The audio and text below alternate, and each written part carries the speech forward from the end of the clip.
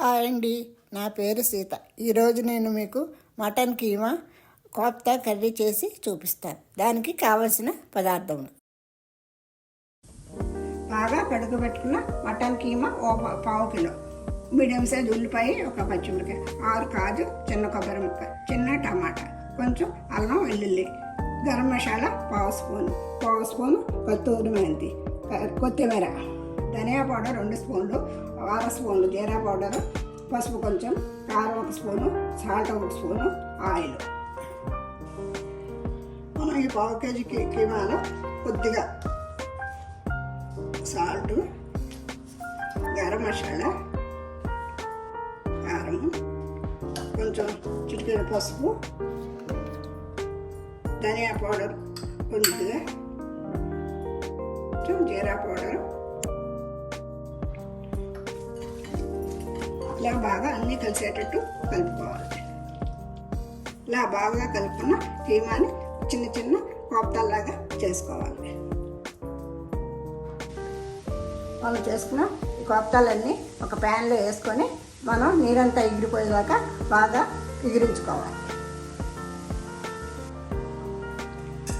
ఒక mixie jar తీసుకుని దాంట్లో 1 స్పూను ధనియా పౌడరు, 1 స్పూన్ జీరా పౌడరు, వెల్లుల్లి ముక్కలు, కాజు కొబ్బరి ముక్కలు, టమాటా ముక్కలు అన్నీ వేసుకొని పేస్ట్ లాగా చేసుకోవాలి. మొత్తం అన్నీ చేసుకుని ఇలాగా పేస్ట్ చేసుకోవాలి. కోఫ్తాలన్నీ మొత్తం నీరంతా ఎగిరిపోయాక ఇలాగా ఉండల్లాగా రెడీ అవుతాయి. మనం కూర కోసం ఒక పాత్రని పొయ్యి మీద పెట్టుకొని ఆయిల్ వేసిన ఈ పాత్రలో ఉల్లిపాయ ముక్కలు వేసుకొని ఇలాగా దోరగా వేపుకోవాలి. ఇలాగ వేగిన ఆనియన్లో మనం మిక్స్ చేసుకున్న మసాలా అంతా వేసుకొని బాగా కలుపుకోవాలి. కొంచెం పచ్చివాసన పోయేదాకా ఇలా కొంచెం వేయించుకోవాలి.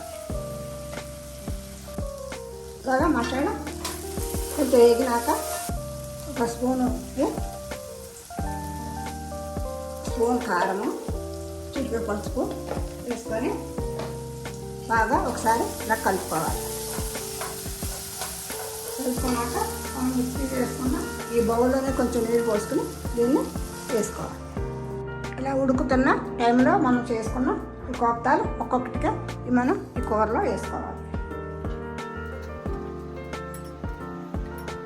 ఇలా వేసుకొని ఒక 20 నిమిషాలు ఉడకనివ్వాలి. జాగ్రత్తగా కలుపుకోవాలి, లేకపోతే ఈడిపోతాయి. ఇలాగా సగం ఉడికినాక మనం కస్తూరి మెంతి వేసుకోవాలి. వేసుకుని ఒకసారి కలిపి మళ్ళీ మూత పెట్టుకోవాలి.